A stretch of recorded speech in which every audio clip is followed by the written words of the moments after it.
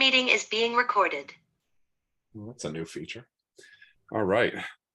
Well, good evening, graduate UNSY students. So first, for everybody's awareness, if you couldn't tell, we are recording this session.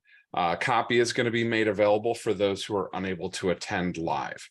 Next, for the format of tonight's meeting, I'm going to start by introducing our guests who are going to discuss their connection to uncrewed aircraft system technology. After, I'm going to lead a series of introductory questions, and then we'll open it up to a class-wide Q&A session. I do ask that everyone mute their mics, save any questions to the end, and that when you do have a question, you use the hand raise icon to indicate that you have a question. I'll call on each of you in order as best as I can determine. I also want to note that I'm going to be capturing and sharing links from related online materials to important concepts, details, and tools that might be brought up in our discussion tonight. So with that, I am really excited to welcome you to the 23rd session of the UNSY Guest SME Speaker Series. This is the second of 3 for this term. I'm Dr. Brent Terwilliger, the program coordinator for the Master of Science in Unmanned Systems degree. Tonight, we are joined by 2 guest subject matter experts from the U.S. Department of the Interior, Richard Thurau and John Vogel.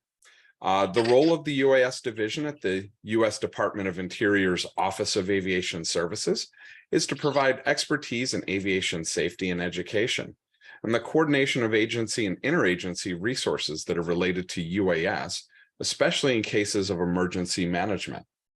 This division has been particularly focused on validating the professionalism and expertise of UAS personnel and equipment for conducting business at the Interior. Rich Thurau's role as remote sensing specialist has been in providing expertise in education and science behind UAS project management and remote sensing. Rich also teaches courses around UAS overview, UAS operations, and image processing at Metropolitan State University of Denver. John Vogel has been a geographer with the Department of the Interior since 1995 and has flown UAS in support of DOI science since 2008. In 2017, he joined DOI's Office of Aviation Services and now trains new DOI UAS pilots with a focus on scientific data collection missions. And with that, I'd like to extend a warm welcome to our class to Rich and John. I'd also like to open this opportunity up. If you have, I don't know if you brought any multimedia materials or if you just want to kind of run this as more or less a informal discussion. I think John and I were both leaning towards the informal discussion. I have some stats that some graphics, some media I could use to sort of describe a little bit about what we do at the Interior, but I don't know if folks have questions, or like you said, if you had something curated. I think we're down to answer any of those questions. So why don't we kick off with, how does the DOI use UAS technology? What is it that you're conducting missions and tasks using this technology to do? Do you want to take that, John? Sure. Yeah, the breadth of mission work is pretty extensive. I started with UAS in 2008 because I was working on a project to map sand dune migration on the Navajo Nation. And most of my work operationally has involved creating surface models and orthoimagery in support of science projects. Probably the most glamorous thing that we've done in DOI is the response to the Kilauea eruption in 2018, where that was a 3-month-long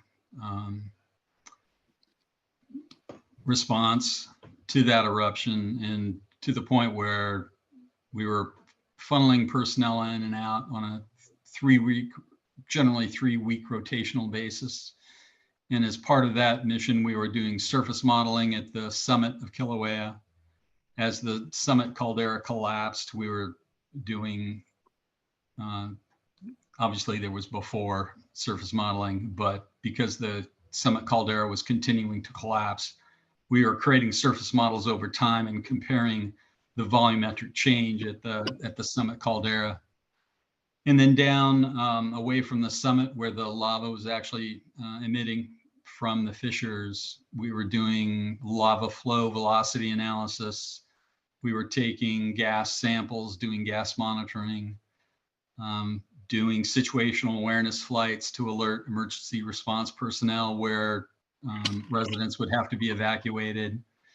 So, you know, that one response combined pretty much all of our mission responsibilities, with the exception of, which is a huge one, wildland firefighting response. That's actually an enormous, it's well over 50% of our mission load in DOI. Forest Service, different agency, but they're also conducting a lot of wildland fire operations, to include not only situational awareness kind of flying, you know, keeping firefighters on the ground abreast of what's going on, but also we have a new system where it allows prescribed burning, the dropping of, they look like ping pong balls, and they're carried in a payload on an aircraft. When loaded, they have a chemical inside of that ping pong ball, and as the aircraft flies along, it's injected with the ball is injected with a second chemical ejected from the aircraft. Chemical reaction takes place, and that ball bursts into flames on the ground. That enables the wildland firefighter to conduct a mission that was previously flown with helicopter crews. Very dangerous, flying the helicopter low and slow. We've lost crews in the past while conducting that mission. And so being able to do that with the UAS is obviously, it's a savings in money, time, but most importantly in lives. So yeah, that in alone is kind of a career field now. If any of you want to embark on a firefighting career, you could, if you only wanted to be home between Thanksgiving and Christmas, that's a career field for you. So yeah, so I think that's kind of it in a nutshell. On the science side, it's surface modeling, photogrammetrically deriving surface models and ortho imagery from the imagery collected. Then on the wildland firefighting side, both being able to conduct prescribed burns and also doing, you know, thermal imagery, finding hotspots, that kind of thing. So essentially anything that we've been able to do in the past using a manned aircraft, we can do at a different scale generally, but we conduct missions that are safer and sometimes more cost effective, generally speaking, but that's problematic too. So it's complicated. Excellent. Well, going through your website, I see you have a lot of comprehensive detail on there. And as a taxpayer, I'm extremely appreciative of this. It's great to see this kind of visual accounting of resources. And would you kind of walk us through just what goes into the selection process when you start to examine additions to the fleet, or in some cases you have an Excel sheet here that has those that have been approved versus deprecated or depreciated. What's the differentiation there? How does that occur? Is it you know, due to maybe licensing it sometimes? Is it just technology refresh? Could you kind of walk us through some of that process? Rich, I'll take that one just because I've been around so long. Yeah, when I first came on board with the program, I was in one of the first classes provided, and we were using military surplus aircraft, a fixed wing that clearly had been flown in Afghanistan and Iraq, one of the two. The dust was still in the cases when we'd pull the aircraft out. And then shortly after that, we received another military surplus aircraft. And the appeal of these airframes was the cost. We were basically no cost. I think contractually they provided them to us for $1 each when they were hundreds of thousands of dollars originally.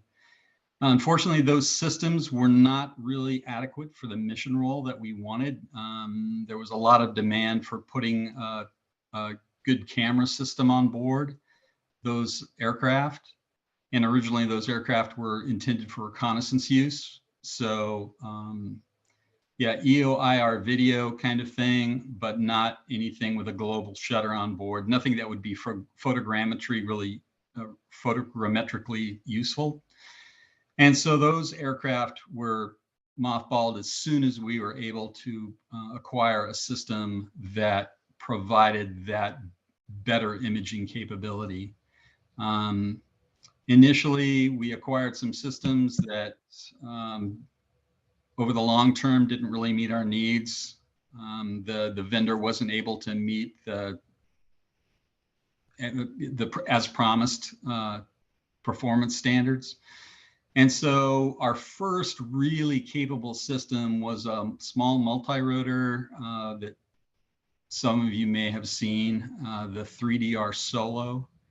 That system was nice in that we were able to bolt a number of different systems on that aircraft. And it came at a reasonable price point.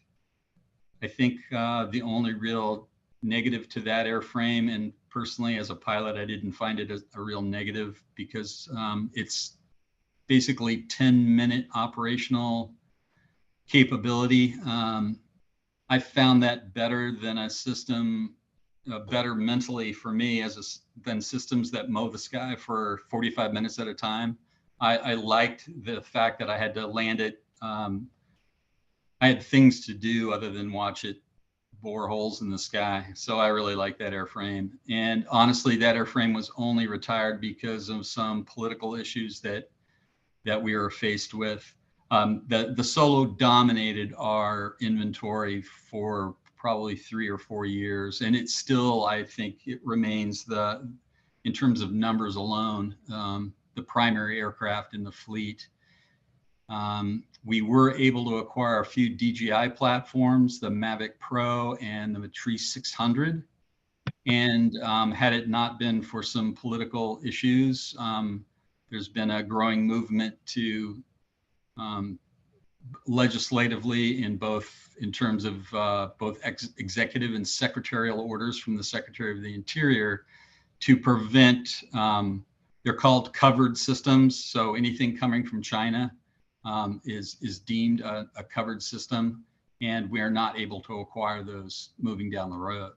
And so we are able to fly our current fleet of aircraft, but we will be transitioning over the next 1.5 years to new systems. The way we acquire those systems, vendors respond to a request for information. We indicate, DOI indicates that we would like a system that meets these specifications, and we have a list of those. And then the vendors reply, yes, we have this system. And that system, well, a number of systems from different vendors are then evaluated.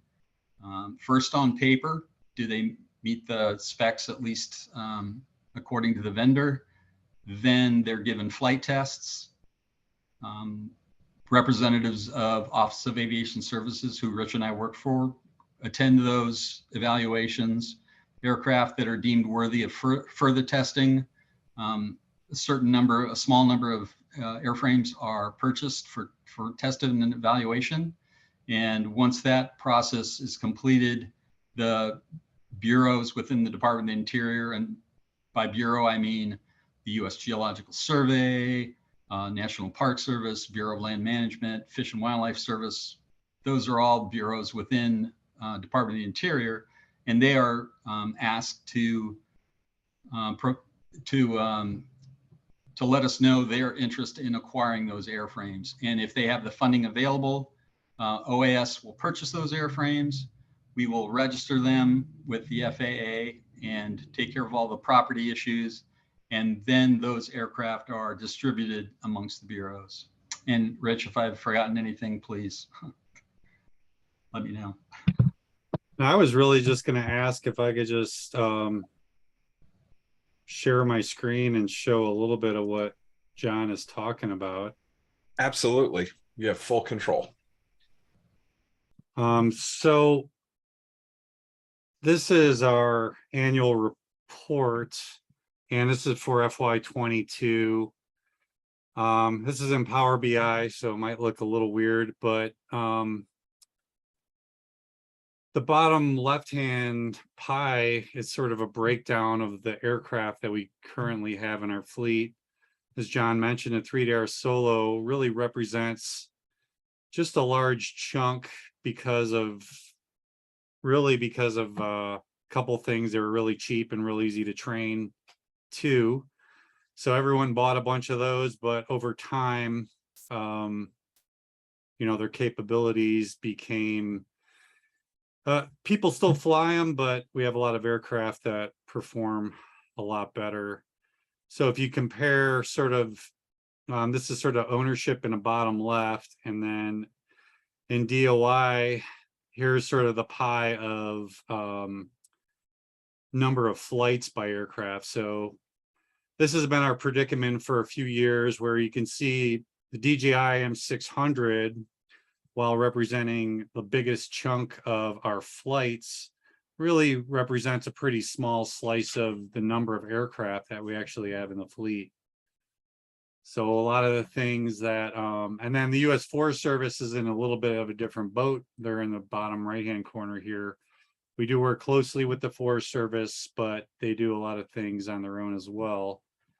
But the whole thing that John was talking about with the blue drones and covered drones, there's a lot of optimism for FY23, which we're about halfway into at this point, almost halfway, that we're going to have some new systems to sort of, ideally what we would have is basically these two pie charts would sort of look more similar, right? Where the majority of the aircraft that we own are also doing the majority of the work for us within the department.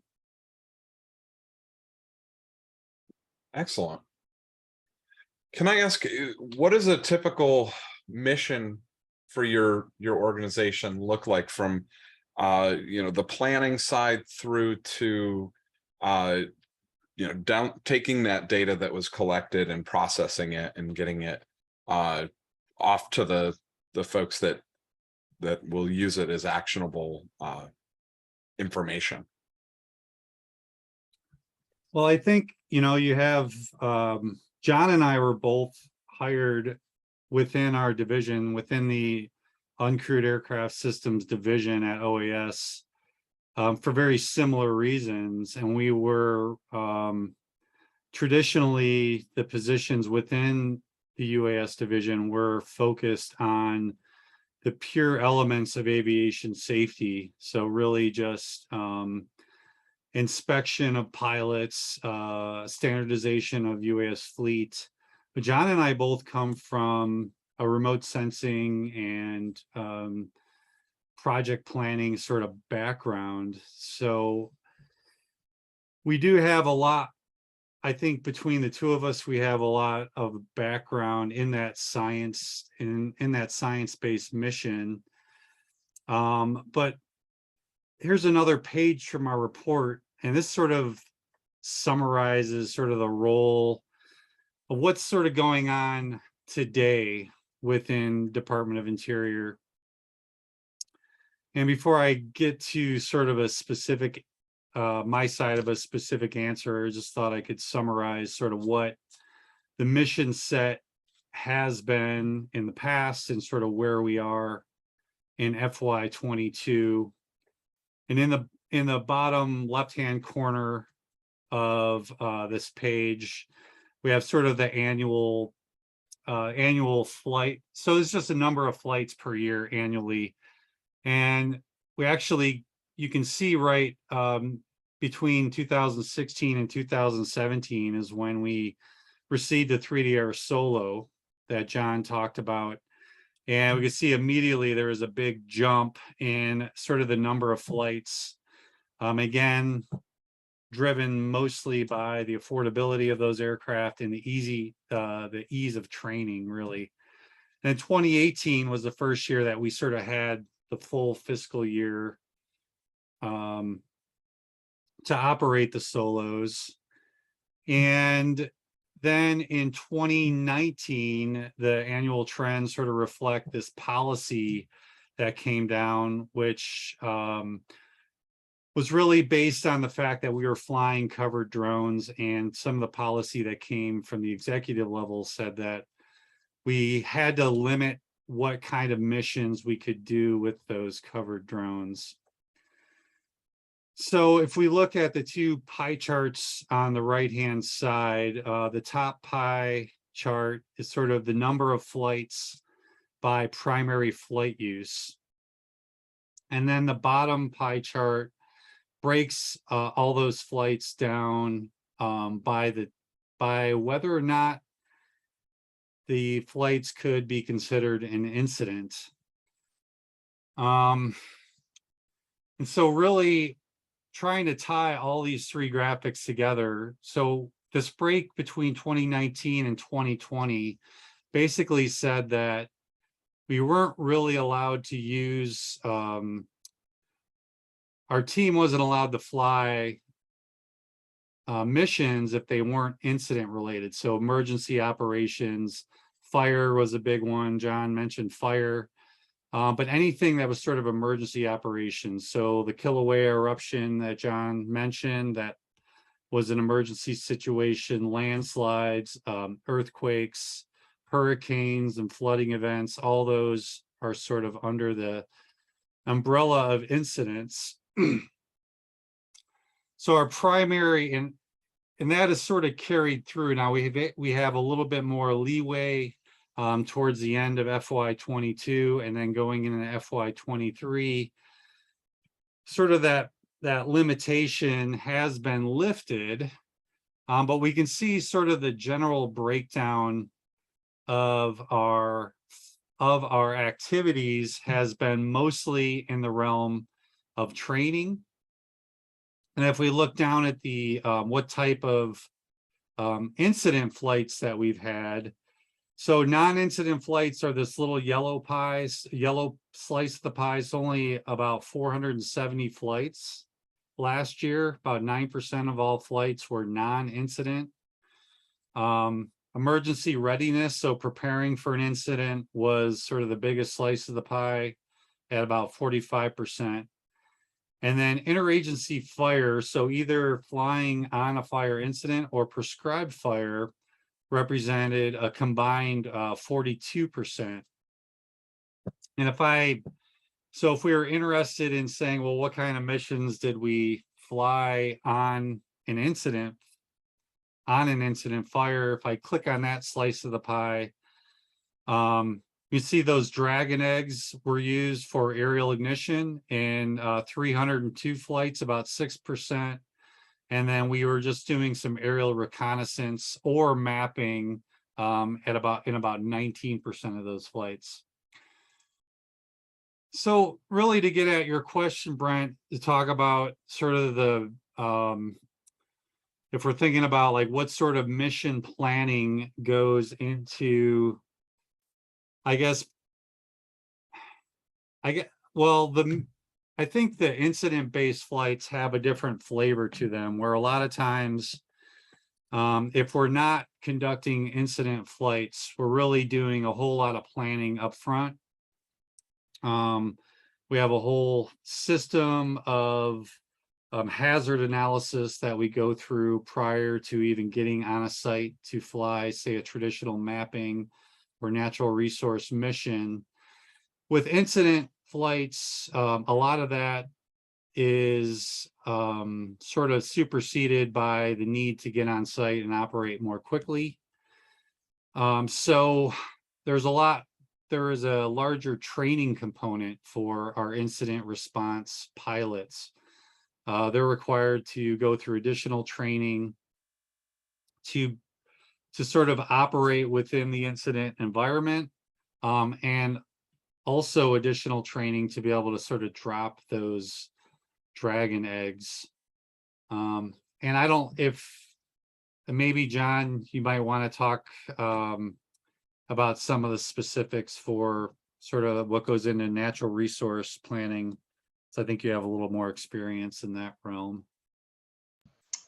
Yeah, I've flown hundreds of more natural resource monitoring, mapping missions. And honestly, the preparation for that can vary from days to years in some cases when the landscape is in the airspace is particularly complex. I flew a monitoring, or actually a resource mapping mission down in Organ Pipe Cactus National Monument that required years of advanced planning, because not only was it national park, but it was also a wilderness area, and it was right at the border between the United States and Mexico. So it was immensely complex in terms of airspace and international relations. You know, obviously, if there'd been a flyaway or anything like that across the border, that would be a big deal. So that constituted the bulk of the project planning work. And honestly, before I forget, I have a project planning checklist that I have used for years, starting with, is a UAS appropriate for this mission work? A scientist comes to you and asks you to collect a data set. Well, the first question is the UAS the right tool? Because the temptation, particularly for a new UAS pilot, is, well, I have this new thing, I have this new amazing technology, I really want to use it, but it's not always the best tool for a job. And starting there, you just move on down the list to, can I even fly in the airspace required? Do I have the appropriate sensors for the job? And on and on and on until you eliminate all the hurdles to this mission, and you actually get to the day where you're off and flying, hopefully. And then, of course, you have to check the weather. You have to make sure all your personnel are still healthy. You have to make sure that, well, again, there are many factors to consider, and it's really a step-by-step process where if you're methodical, you can get the flying done, the data collected safely with minimal adrenaline flow, because, you know, anything that is powered by a battery, well, even you know, gas-powered engines fail, but battery-powered motors, as those batteries age, I can't tell you how many times I've had to bring an aircraft down earlier than I had planned, which is only underscores the need for, when you go out and do practice, when you're doing proficiency flying, emphasize your emergency procedures. Because if you're comfortable getting the aircraft on the ground in a hurry, the much better pilot you will be. When everything goes right, it's actually a pretty humdrum experience. But at least with a solo, I had plenty of non-humdrum experiences. So, but only lost one aircraft to a Harris Hawk, and that's a whole nother story. So. Well, I'm glad to hear you say, you know, bring up that scenario of when you have, you know, new folks, new engineers, new scientists come to you, and they want to use UAS maybe for the coolness factor, for the new factor. That's something that we do run into and address with about half the students in this class that are here tonight are from our unmanned systems application graduate class, and the focus of that is on utilization and missions, being able to look at it. What's that? Rich is sharing the, okay. the aircraft that I lost. So one of the things that we see a lot in this field is it's what is it, Maslow's hammer, right? If the only tool you have is a hammer, you tend to see every problem as a nail. And we have to kind of take a larger look at the use case and say, look, as interesting and engaging and maybe capability modifying as this technology is, does it make sense from the perspective of, does it increase safety? Does it increase efficiency? Does it increase effectiveness? You know, is there cost savings? Is there a benefit that's quantifiable compared to performing it conventionally or performing it through some other method. And that, I think, is where we start to see really the unique aspects of this technology. We do get to highlight, you know, some of the unique benefits and characteristics and traits of UAS. But it does sometimes, unfortunately, showcase some of the positive, overly positive spin that might come out of industry, of the business side, where it's everything is rosy colored glasses. This is the perfect solution to every problem that exists. We do have to have that thorough analysis of, okay, what type of solution do we need? And then diving even more specific, what configuration do we need? Is a fixed wing appropriate? Is a multi-rotor, a hybrid? What's our payload? What's our operational characteristics that we're looking for to match up, et cetera, et cetera. And it seems like you guys have a lot of experience with that, based on your fleet, based on your myriad of use cases, where you are you're generating a lot of awareness. And on that, I kind of wanted to highlight another aspect that is just really great as a resource for students and folks coming into this. You have a section of your website that's dedicated to safety alerts, bulletins, and lessons learned. Can you kind of walk us through how that gets set up? And, you know, is it like the image we just saw, the crashed 3DR Solo, the observations of that scenario make it into a safety alert or an accident prevention bulletin? How's that work? Yeah, it starts with a SafeCom. So the SafeCom system is used in DOI and the U.S. Forest Service to as a learning tool primarily. Certainly when an accident occurs, if an aircraft goes down, you'll definitely have a SafeCom, but it's not necessarily, doesn't require a flight to end badly. There can be, call it a near miss or a close call. A pilot can offer up lessons learned from that via the SafeCom system. They can also, if the Solo is a good example, any UAS really has its little foibles, its quirks, maybe some strange software glitches that you can share that experience as a pilot with other pilots. And I just happened to do that. There's a 2-year refresher required of all interagency pilots. So when you get your pilot card in DOI or the Forest Service, 2 years later, you need to attend a refresher just to make sure everyone's on the same page. And I always tell everyone, use the SafeCom system. It's a great tool when you have a new aircraft, say you are trained, we call it add-on training.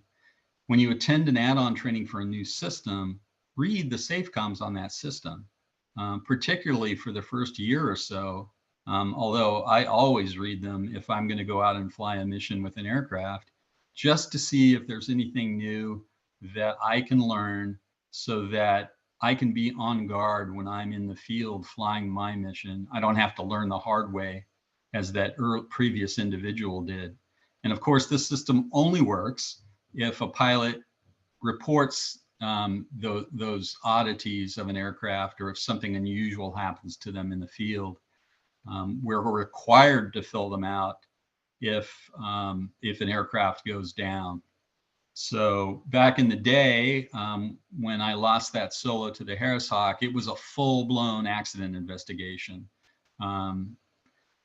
So we were shut down. Well, I shouldn't say full-blown. The investigators didn't come out to the site. It was pretty clear what happened, but we were shut down for a day and a half, lost valuable time.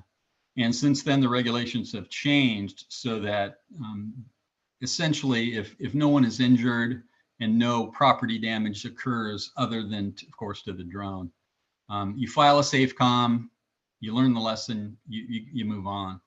So yeah, the SafeCom tool in particular is a valuable one.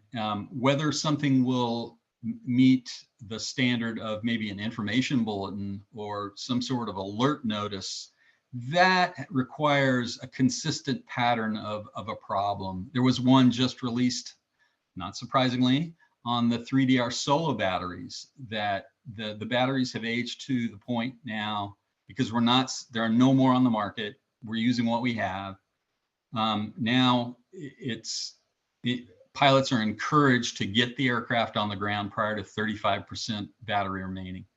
So, great example of, you want the entire pilot community to know that. And so that's where your information bulletins and your safety alerts come in. And it's different levels, different standards have to be met before those are released. But the SafeCom system, if you want a broad overview of all the quirks, foibles, mishaps, everything on an aircraft, the SafeCom system is the way to go. I just wanted to address a question. It's separate, but someone asked, are our respective positions still that of remote sensing specialist and geographer? And yes, I mean, those are our official titles, but the work we do is much broader than that. Both Rich and I meet with vendors. We do extensive training of new pilots, and also do add-on training for experienced pilots on new airframes, and we fly operationally as well. So we just happen to have those titles, and that's our background. Our education is in the field of remote sensing. But in terms of our actual work day, I do so many different things. It's not one thing all the time, if that's helpful. So. Excellent. Now I'm going to kind of ask on the operational regulatory component. I see you have a section of your website is dedicated to explaining the various agreements that you guys use, whether it's memorandum of understanding through to COA, certificate of appropriateness or waiver. I know early days, almost entirely, federal government was using public COAs. It was just the process available to everybody. Now that we have Part 107 and all the exemption and waiver opportunities under that, which path do you use? Do you use both, or have you stuck exclusively with the public COA and the self-certification of your pilots? So we actually have an agreement directly with the FAA and the Department of Interior. And the way we certify our pilots is that our first requirement to become a pilot within the interagency community, so Department of Interior or U.S. Forest Service, is to acquire your Part 107 certificate. And then you enter into our A450, so our basic UAS pilot training. But our authorization to operate, airspace authorization, is an agreement. Both DOI and the Forest Service have independent agreements with the FAA.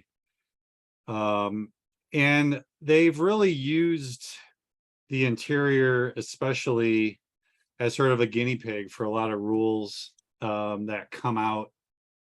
Yeah, we were able to operate in the national airspace sort of before Part 107 really came out. We had authorization with our COA to fly beyond visual line of sight in all Class G, so above 400 feet. And a couple other, we had a night flying allowance, so all before sort of the latest round of rules sort of pushed some of those things down to 107. So we've been in that realm of just really, it's been a pretty tight relationship with the FAA. And that's primarily the role of our office, the UAS division within Office of Aviation Services, to provide that liaison between all of Department of Interior and the FAA. Now we create that document, and then really anyone within Department of Interior can operate under that agreement. But there are times where, we have rules that are written into the COA, and then we can also follow the rules under 107, but there are mission sets that don't abide by either one of those rules. And in those cases, we either have to, apply for a waiver through the FAA system, or we also have the, so for flying on incidents, we have the SGI, and I'm blanking on what SGI stands for. But that's sort of an agreement we have directly for operating within a temporary flight restriction under our agreement with the FAA. Anything you want to add to that, John? And that's special government interest waiver for Thank you. exigent circumstances. That's right. Thank you. Yeah, the only thing I would say is because we do have both Forest Service and DOI have COAs that allow us to fly, that really broaden the scope of our ability to fly above and beyond 107. We can fly in Class G, which is often up to 1,200 feet. We can fly extended line of sight, so don't have to maintain eyes on the aircraft. But those for a DOI or Forest Service pilot to conduct that kind of mission, they need additional training and they need to be carded on that. So we don't, just because a pilot has a card issued by DOI or Forest Service to fly a system, doesn't mean that they automatically have the authority to conduct an aerial ignition mission or fly extended line of sight. They need specific training and authorization to conduct those missions. So, and even flying up to, the full, going above 400 feet, we make pilots very aware of the fact that at that point, manned aviation is not looking for you. Not that they're really paying much attention if you're below 400, but yeah, we drum into our pilots the need to do safety and risk assessments so that we fly safely and don't make the evening news on CNN. So, and I just wanted to respond to a couple of questions about SAFECOM and FAA's system. Yeah, they are really similar. There's a real focus on anonymity and not punishing the pilot for reporting in both systems.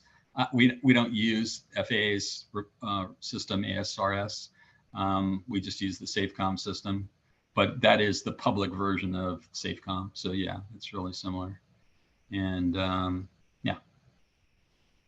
Excellent. Yeah. Well, I don't want to monopolize your time. I want to, if it's all right, open up questions to the class. And I will warn you, we've got some ringers in here. We'll start with Joe. Hello. So I was particularly interested in what you were discussing about sand dune migration.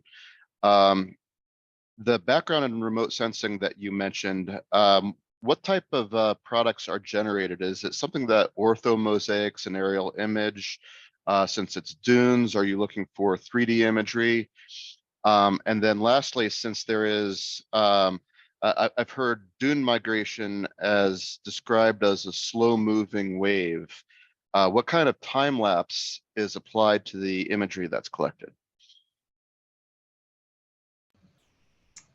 Yeah, great question. Well, the dune field we're looking at on the Navajo Nation was near the Grand Falls, near Grand Falls in the southwestern portion of the Navajo Nation. And the dune field there would move at meters a day, just incredibly rapid rate of movement. And so what we were hoping to do, because looking at past imagery that was available, whether relatively detailed satellite imagery or more appropriately just standard aerial photography, still didn't have some of the detail was good enough, but we didn't have the frequency that we needed, especially during windy season. We wanted to bracket an event. So literally fly 1 week knowing that we were going to get a red flag day where winds were going to be very strong for a period of 2 or 3 days. And then obviously when things calm down, to immediately be able to go out and fly again and assess how far that dune crest, well, a series of dune crests had advanced in that period of time. And then we would do that for an entire season. Unfortunately, I mean, that was the reason we got started flying UAS. So initially we built our own system. We just bought a foam fixed wing $100 thing at Hobby Lobby or wherever, and chopped out a hole in the styrofoam and taped a point and shoot into that. And that was our aircraft. And we were doing flight testing and learning to fly on our own. And then what is now my office, at that time I was with the US Geological Survey. Well, my office, the Office of Aviation Services, got wind that not only, it turns out, were we doing that, but other intrepid souls were doing that. And we were told to cease and desist. So we never got that. We never got the imagery we wanted. We did get onesie twosies later, but never enough to accomplish our goal. But what it did do is, because we were at least being proactive, and the OAS acknowledged that, and DOI, we were therefore put into the first classes for the real systems.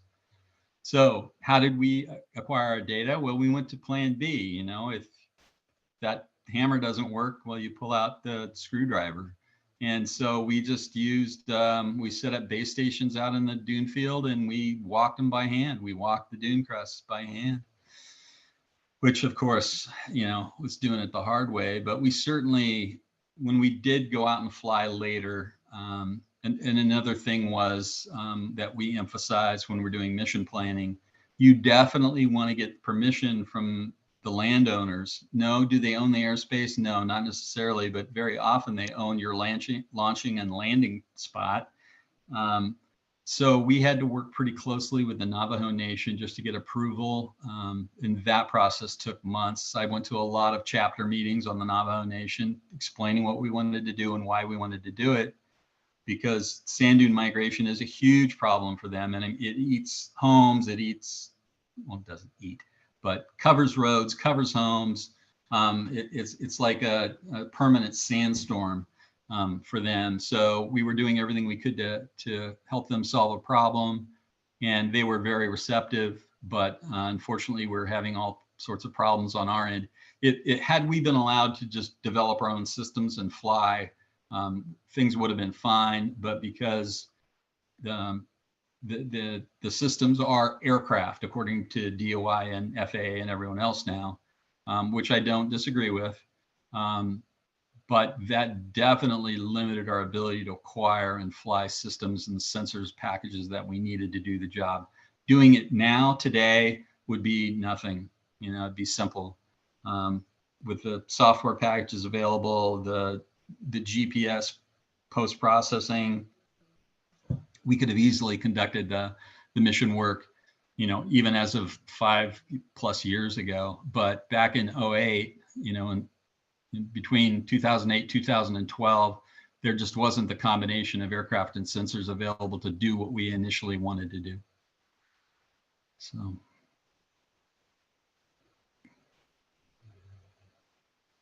Thank you.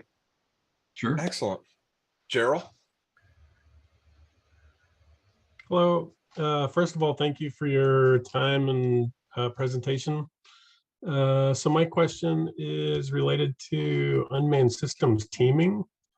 I'm curious. So I've heard a lot about UAS, and you have the Dragon Eggs mission for you know, fire starting and things like that, and then the aerial survey missions. I'm curious if you see a need or a want for unmanned systems teaming, you know, such as like a ground system teamed with an aerial system or something like that, if there's any sort of benefit to your mission doing that. I could sort of talk to, so the US Geological Survey has a mission an ongoing mission that they've been conducting for a couple years up in sort of west central Colorado, the East Troublesome Fire, which happened, I think, in either the end of 2019 or end of 2020. And the US Geological Survey actually had previously flown UAS, a couple different sensors on some of the areas in Rocky Mountain National Park that were burned over for the East Troublesome. And just they've continued that. Like, it was just very fortunate they had some data prior to the fire. The fire happened, and then Rocky Mountain National Park asked them to come out and do some additional survey work. And there is an organization within Department of Interior called Office of Wildland Fire. And one of the missions in the Office of Wildland Fire is burned area response team, which basically their job is to assess sort of the impact of the fire on the natural environment.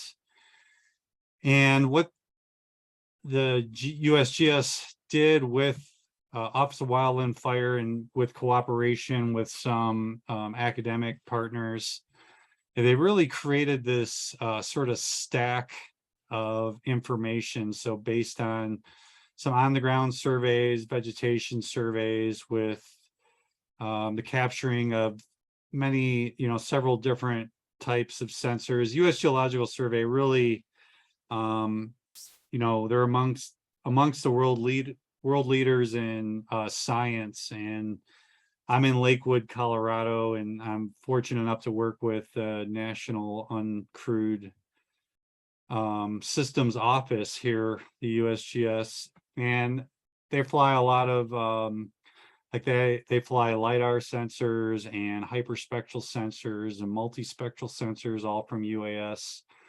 So they really had this collaboration with this like full stack of not only imagery data, but that combination of vegetation data with satellites, aerial photography, lots of different platforms. So I'm not sure if that's exactly where your question was going. That type of thing represents a pretty small use case for a lot of the missions that we're doing within Department of Interior, but there's a little bit of really a little bit of everything going on. We have around 400 pilots from across 9 different bureaus, so a lot of different types of missions going on. Yeah, and Rich is correct that in the missions I've flown, it's been rare that there's been a coordinated effort on the ground at the same time, field crews working in conjunction with the UAS crews. But it does happen. I worked on a project in Canyonland, just outside of Canyonlands in Utah, where the scientists were looking at biocrust at a very fine detail. And it was a requirement that we fly at the same time that the ground crews were collecting spectral data. And so that actually, it's a great point. Not only does that happen, yes, that happens. Sometimes the science requires that, but it also complicates the mission planning incredibly, because that project site was very remote. And we had to scrub the first attempt at collecting the data, both with the system, a solo, 3DR solo, carrying a Mica Sense multi-spec camera, combined with a field crew of 12. And everyone is coming from a distance. I was coming from Flagstaff. People were coming from the Front Range area in Colorado. And you've got to coordinate all that. And that's a lot of money and salary and time and equipment. So a daunting task that, again, we had to scrub the first go, but we're able to complete the mission on the second attempt But even then, having that many personnel in the field and ensuring that we're flying the plot 100 meters by 100 meters while the field crew was collecting data. Yeah, it was a challenge for sure. So. Interesting. Awesome. Thank you. Sam.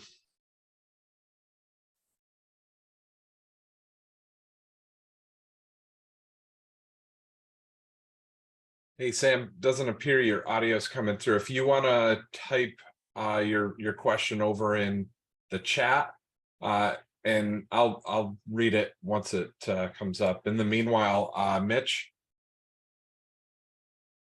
Hey, how's it going? Thank you so much for being here tonight. My question has to do, at the beginning of the presentation, you started talking about the lava flow, how you were calculating lava flows with the UAS. First of all, what software were you using to do that? Secondly, was that real-time analysis of the lava flow? And could you use that to the same software to read like river speeds for like water rescue scenarios? Yeah, a great question. So we were merely the data collectors, so I apologize. I can't answer your question as to what software was used, but I know the hydrologists were really interested because it did look like a flowing river, the actual flow itself. But the technique used, we used a DJI Mavic Pro. We would park the aircraft over the flow at a designated point, let it sit there and collect data for, I think, 3 minutes. Correct me if I'm wrong, Rich. It's been a while. This was in 2018. Trying to find some videos, John. Yeah, that would be great if you could show a few, because they're pretty impressive. And then we would fly that aircraft to a different point, a predetermined point. We would always fly to the same points because those data collections were happening pretty much daily as the flow would ebb and flow. So that was it. Park the aircraft over the flow, collect the data, and then turn those videos over to the volcanologists so they could do the flow velocity measurements. And just as a sideline, the way the eruption cycle would work, that up at the summit caldera, there would be a collapse almost daily and almost on a 24-hour cycle. It would vary a little bit, but essentially noonish to early afternoon every day, there would be a 5.4-ish earthquake at the summit, indicating that a collapse had occurred, that lava was draining, and the summit caldera would collapse in on itself. And then about an hour and a half later, that pulse of lava would reach the fissures down below, and you would get this surge of lava and flow coming out. And the aircraft were able to track that by collecting the video over the field, over the flow rather. So. Well, thank you very much. I appreciate that. Thank you. Sure. All right, George.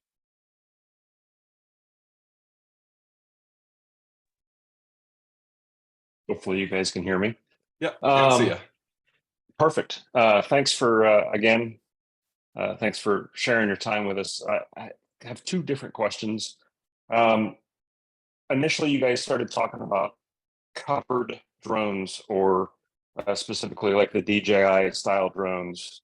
And I noticed on the graph that Rich put up initially that there's a rather significant number of those assets currently being used. What can you actually use them for right now versus what can you not use them for? What's the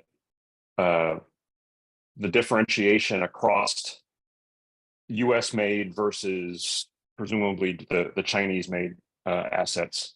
And then this one is more specifically for Rich. As a Colorado resident, did you have any time or involvement in the Boulder County fire response this past season to the large fire? Were you involved at all post response in helping them map the area and that type of thing? Yeah, I was not involved. I am a UASP, so I have a National Wildfire Coordinating Group certification to for incident response on fires, but I don't know. Really, we didn't get the. I don't think that they actually used NWCG drone pilots for any of that response. I think that might have been local Colorado, because Colorado has a Colorado Center of Excellence, and they have their own, Colorado has their own UAS program. So I was not involved with that. But on the policy side, so the big changes that happened for us this year is basically we have authorization to conduct business as usual with our existing fleet. A big push in the last couple of years with the blue list, with the blue drone list, is that federal funds weren't to be used for covered drones, so drones that where certain pieces of equipment were manufactured by in adversarial nations. And so since the rules said that really all you can do is incident response with those drones, most of our bureaus really shut their doors for UAS business. Bureau of Land Management, U.S. Forest Service, and to a limited extent, Fish and Wildlife Service and Bureau of Indian Affairs all have their hand in the fire realm a little bit. And then USGS has a background in hurricane response, so high water mapping and that type of thing. So prior to the last couple months, that's primarily what we were limited to. So that's a big reason why when you look at our, what were the primary flight uses in FY22, and training and proficiency occupies more than 50% of all of our flights. That's where our pilots could go out and say, well, we don't have incident response in our defined mission set, but as that is sort of our secondary duty as UAS pilots. So to sort of be prepared to respond to a mission, we're going to go ahead and stay current and stay proficient with our systems by going out and practicing. Now, in the last couple of months, we received authorization from our deputy secretary, who's sort of in charge of the aviation side of things for Department of Interior, has given us authorization to say, all right, even though some of your fleet are covered drones, we are now allowed to go back and just resume business as usual using those drones. Now we're still pursuing, which, and so that means a couple different things to me, and John might have some personal opinions. Like I agree with not providing federal money to adversarial nations. I think that has a lot of issues, and lo and behold, it's a great topic that of all people, our Congress can get together on both sides of the aisle and agree upon, to the chagrin of like the DOI UAS program. But what I really didn't like about that policy, it was like, okay, you no longer can buy drones that you used to spend $1,000 on. Now you have to go to domestic markets where the same drones, really with the same capabilities, were $20,000. So there really was no budgetary shuffling, right? There wasn't money that became available to sort of boost the domestic market or to provide additional funding for the bureaus who had sort of, began, this is such a useful tool. I mean, the reason you all are in this class and the reason that these programs exist is because UAS is a super flexible tool that is really, edging its way into every market because it can do a lot of different things.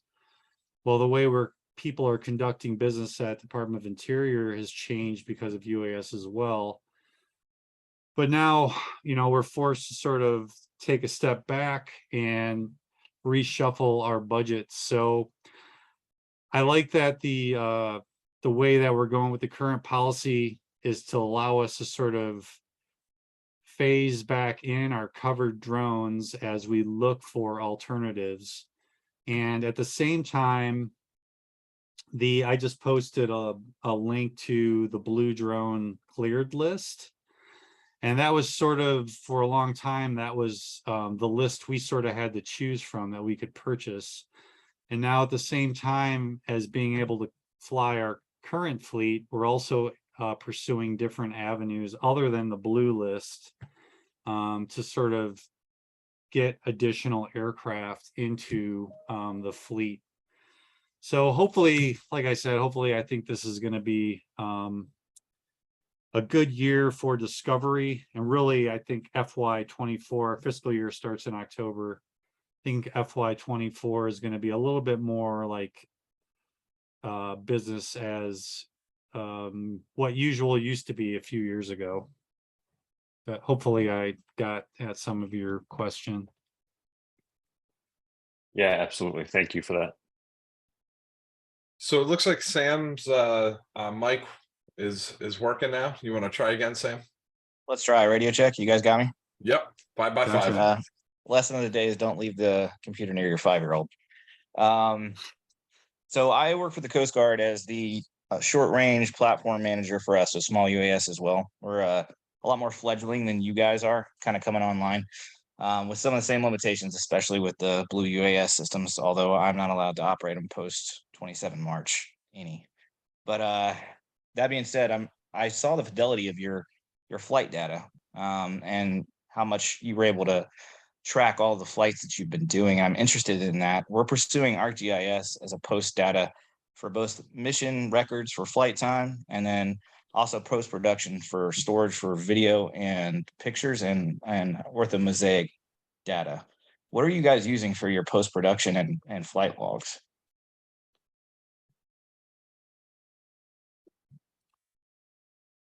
I know that's sort of my realm, John, but do you feel like you want to take a crack and I could fill in any gaps? Sure.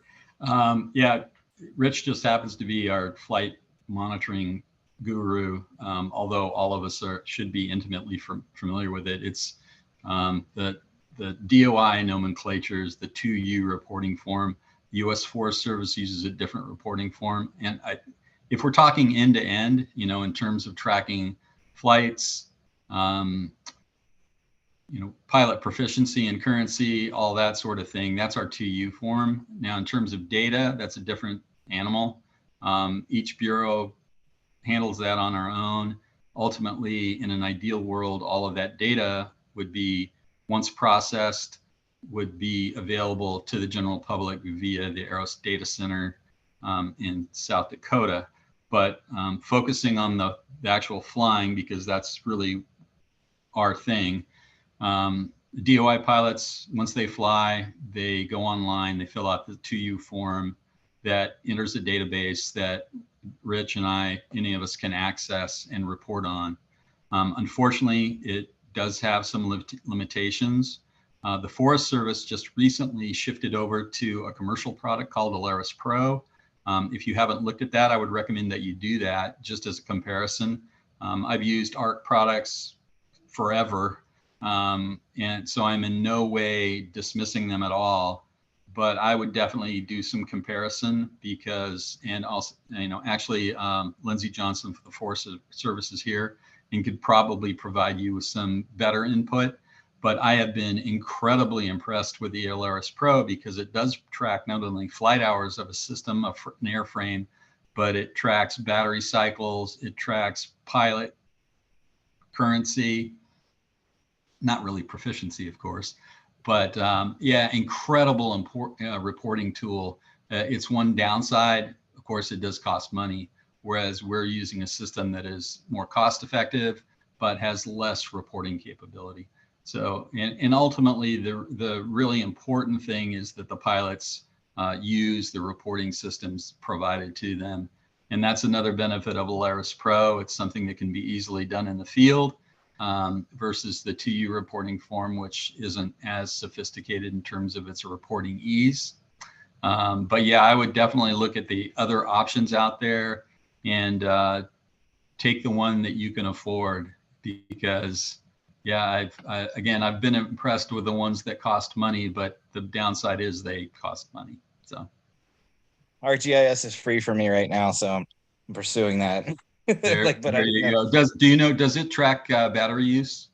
So we're actually engaged in that right now with their mission tab. You can purchase additional tabs. What is fascinating to me is that it could possibly track both mission flight data, and then we could also have ortho mosaic video, all one-stop shop for everything that lives in one's place. Yeah, no, we haven't that's awesome. done it yet. We're pursuing whether or not it is in the realm of possible, and we already have the accounts.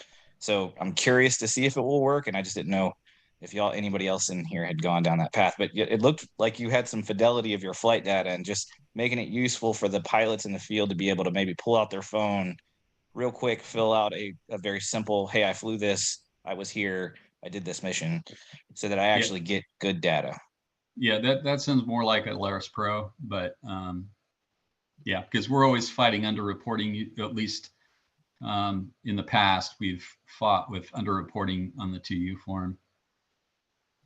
Awesome, Yeah, thank you so much. I guess I would just add two things to that is, I think no matter what system you're using, it's really up to the pilot, and there's a lot of like in a big program, sort of like DOI or the Forest Service, there's a lot of training that has to go into making sure the pilots know how to use the system and what, garbage in, garbage out type of thing. And the other thing that we're seeing, like with the new systems, so the Parrot Anafi USA and the Skydio has a couple systems out now, is they have their own sort of like the version of DJI Assistant, where they have some aircraft specific tracking web-based programs that sort of go along with the purchase of the aircraft. That's kind of a cool thing. That's, I think, the trend coming in the future. Sorry, is that for the Mills and the Skydio X2D that are offline? Because I don't have any of the web enabled systems because I'm the Coast Guard, and so I like that part. I don't know if they would work on there. I'm curious.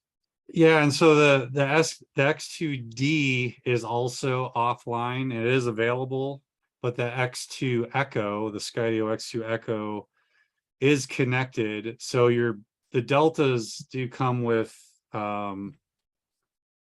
it's really weird. We just went through the training with Skydio last week, and so the Deltas come with the web-based system, but the Deltas have no way to connect to the web. So yeah, it's more for the Echo side.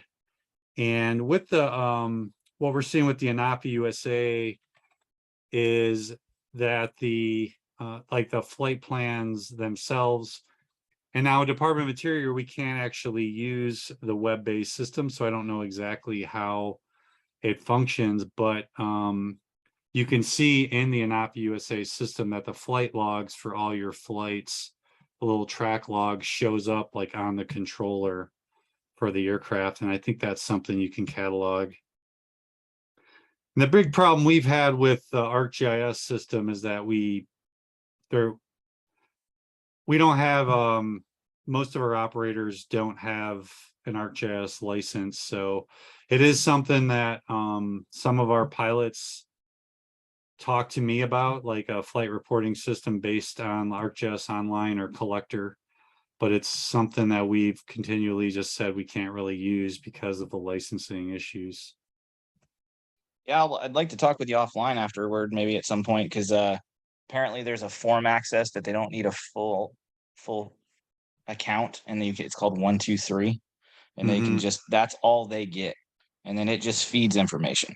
But I don't want to dominate the conversation. We can talk at some other points. So thanks for all the info. I appreciate it. Yep. All right, so Lindsay, and then I'm gonna read just a couple questions that are on the chat, and then we're gonna wrap up. So hi everybody, it's good to see you. Hey John, hey Rich. Hey, Lindsay. So I had a couple questions, and John, this is probably targeting a little bit of you. But I was hoping that maybe you could just maybe express some of your experience with, the transition from the legacy fleet to kind of this blue drone movement. Maybe just touch on your feelings associated with cybersecurity versus airworthiness, and maybe some of the experiences you guys have gone through as DOI and finding the right fit. And the other thing I wanted to ask is associated with pilot carding. So John, I know you're an inspector pilot, but really kind of touching on that additional, I guess, process that we go through as a federal entity beyond that of FAA Part 107 and the intent behind that as well. Yeah, sure. Okay, so dealing with the first transition from the legacy systems to the more blue, yeah, that's been quite the struggle. Absolutely. We at OAS are 100% on board with cybersecurity and not want to leak data, but it's been a struggle because we have to walk that fine line between what we're allowed to purchase and fly over the national airspace, knowing full well that 99.9% of the systems flying in the national airspace are flown by the general public, who can fly whatever they can buy off the shelf. So yeah, that's one that we just can't, that's what we live with as federal employees. And it's looking like, depending on what legislation comes down the pike, that is going to be law. And so, keep that in mind. If you do want a federal career, you're going to be faced with that stipulation. On the plus side to this cloud is that we do have the COAs. So we do have expanded mission capabilities, flying in Class G airspace, often up to 1,200 feet. We can fly. It's more complicated, the extended line of sight thing. But if you have a VO, visual observer, with you, you can fly up to 2 nautical miles from your launch point if it's just you and that person. And even farther if you have good comms and you have VOs out on the landscape. Again, it's more complicated than that. You have to have great visibility of your airspace, but that is one advantage we do have as flying for DOI or Forest Service missions. There was a grounding order. We didn't really touch on the timeline of all this, but there was a grounding order 2.5 years ago that was issued by the Secretary of the Interior that shut down all of DOI's non-emergency flying until just very recently. That was lifted and we're back to operation for some limited period of time. We'll see how that goes, but the clear intent is to transition from what we have in our fleet to a blue fleet. Forest Service was not impacted by that order, but they will, all of us federally will be impacted by any legislation that comes down. So I think that was the very long version, but the very short version is it's been really painful because we were conducting all this incredible mission work up through 2020, 2019, and then it fell off a cliff with respect to science. And for reasons that were frustrating to me as a scientist. So I'm looking forward to, okay, now we're just going to move forward. We may have to develop new techniques, perhaps developing dedicated UAS units to go out and collect data, because the aircraft are so expensive that not all science organizations can afford that. So maybe we'll have dedicated collection crews. Perhaps we'll do sharing. But now you're balancing limited number of aircraft, limited to what could have been, in maintaining proficiency and real experience and capability. You don't want your pilots only flying once every 3 months or whatever. You want them flying regularly. So yeah, it's been a trial, ever since that grounding order. So, but again, there are some possibilities moving forward, and we'll figure it out and make it happen. For those of you who are thinking about going into the more commercial realm, yeah, you're going to have way more flexibility with regard to aircraft and sensors, pretty much free reign. But you'll have some limited capability with regard to your flight envelopes, and you'll have to work harder at getting waivers to fly extended line of sight. That just won't be baked in probably. There's some great companies out there. BNSF Railroad has an incredible COA flying, incredible mission work. So it's out there. But yeah, the federal realm versus the public realm, it's just totally different. As for carding, yeah, so 107 is just a requirement. Getting your 107 is just a requirement to get into the DOI or Forest Service training program. The reason for that, I would hope, did any of you take a flight check ride with your 107 exam? No, it's purely paper. That's just not acceptable for DOI and US Forest Service piloting. So that's why we require pre-work. Students have to take an airspace class. They have to take an aviation safety class. They have to take an hazardous materials class because of the batteries. There are a number of different prerequisites before you even go to the basic operator training course. And then you go to that week-long course. And even that to us is just teaching somebody to crawl, just basic flight maneuvers.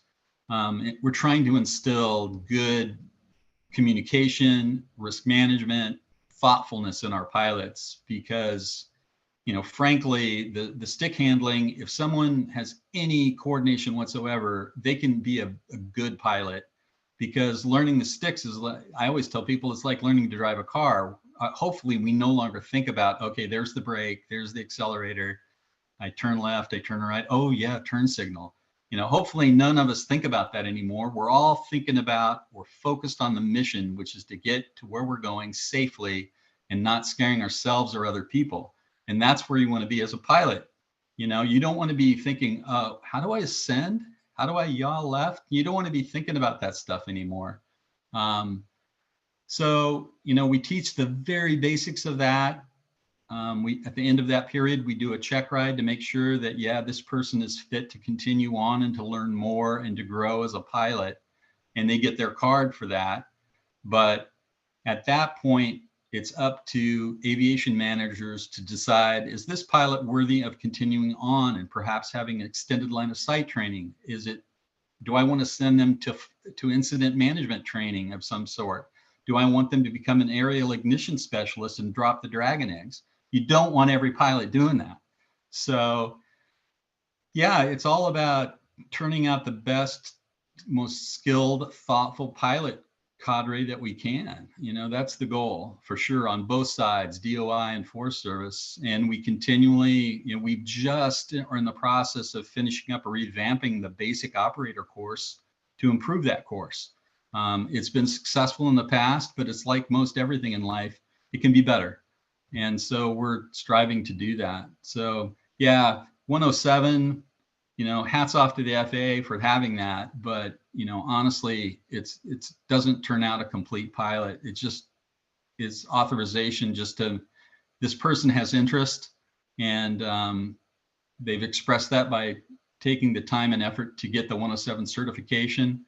But now it's time to really start teaching this person how to appropriately fly a system. So, sorry, I'll get off my soapbox now. No, thank you, John. I just really wanted to acknowledge what you're doing to really basically go above industry standards to create pilot standardization, airworthiness. I mean, these are things that I think are hard. They're heavy lifts, but they're really important, and you're a huge piece of that. So I thought I would ask the question and kind of highlight that. Thank you. Yeah, that's great to hear your philosophy when it comes to the onboarding, the training, the certification, and the continued support through proficiency development. I will share that we at Embry-Riddle, we had a lot of considerations before we would offer SUAS flight operations at our worldwide online class and campus, just because we recognize, look, you know, they can go out and get a Part 107, but if the student is going to have an association with the university, we're well known for our commitment to safety. And so we put together a plan for our graduate specialization that it goes above and beyond what would typically be a ground school for the Part 107 side, to also include incorporation of our management tools, our flight planning. It then advances into actual operational hands-on using simulation and check rides and a series of gates with instructor feedback and proficiency development. And then we move on to a large-scale operational planning and risk management course, because like I said, it's so important that when the folks go out into the field, that they have that strong aviation understanding. What does it mean to be an aviation professional? And that's exactly the philosophy I'm seeing within your organization that you've shared here tonight. And it's just amazing to see that, that coming together in that same vein. I have one last question, if you don't mind, and then we'll wrap up. Rajesh asked if you'd be able to speak to the situation where you had to turn down a project because a UAS was not the best option. So kind of back to that Maslow's hammer.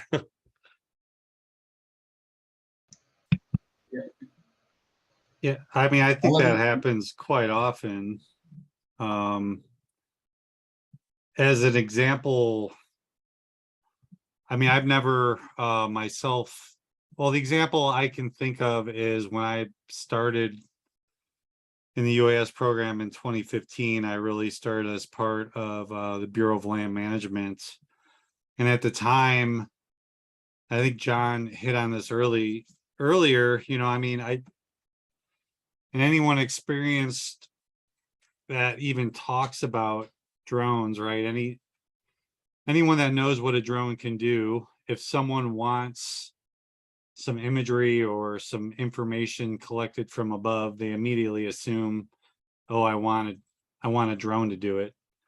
And I think, John might have some specific parameters that are used to sort of a flow chart of what projects are best suited for UAS as opposed to sort of aerial photography. But when I was started with the BLM, I actually developed a tool online for, there are hundreds of BLM offices across the West, and hundreds of managers that would request certain types of missions.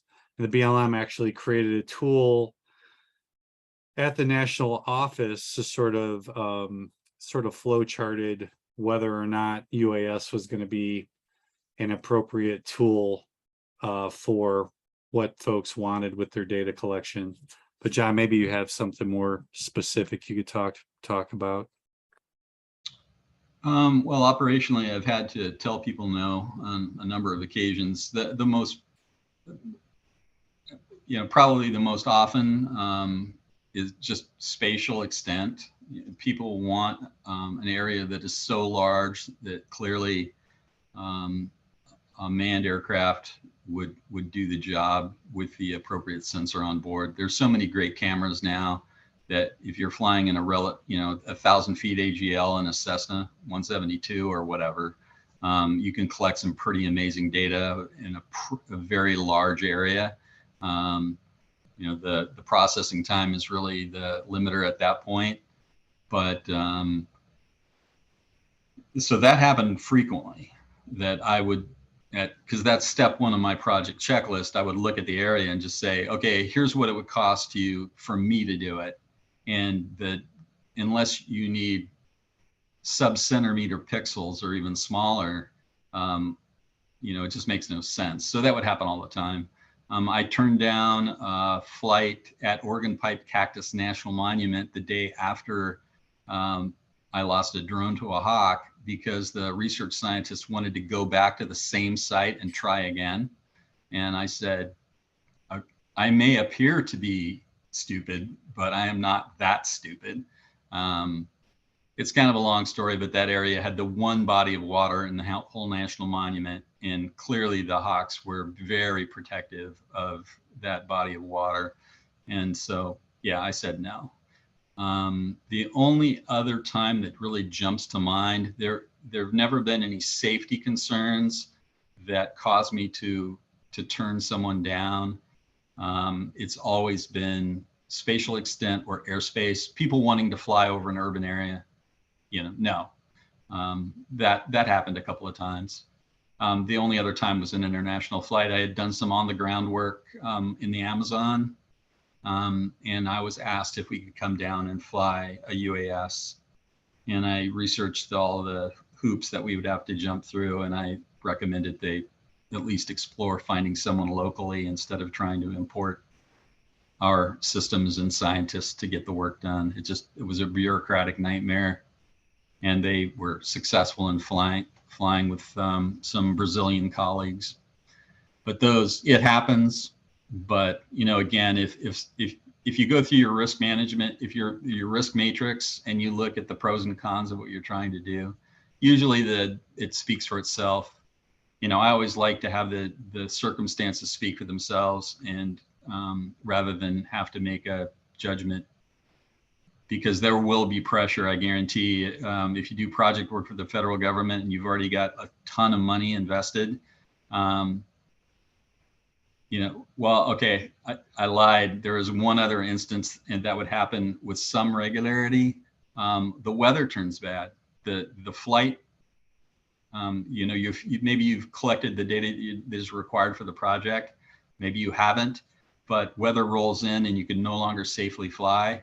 And, you know, typically it's winds more than anything else, but we actually had to abort because of a thunderstorm once, but that's pretty obvious. But, you know, people want you to fly when the weather, you're pushing the weather maximums for your aircraft in the data collection, and you just have to say no. You know, it's just not safe. I can't lose this aircraft. And you just have to, you know, set your boundaries and stick to them. I tell pilots that all the time in training. If you have that control in your hand, you are in charge. I don't care who's telling you to do what. You are the pilot in command. And if you're a shy, timid type, now's not the time to be that anymore. You cannot be that and have a controller in your hand. It just doesn't work.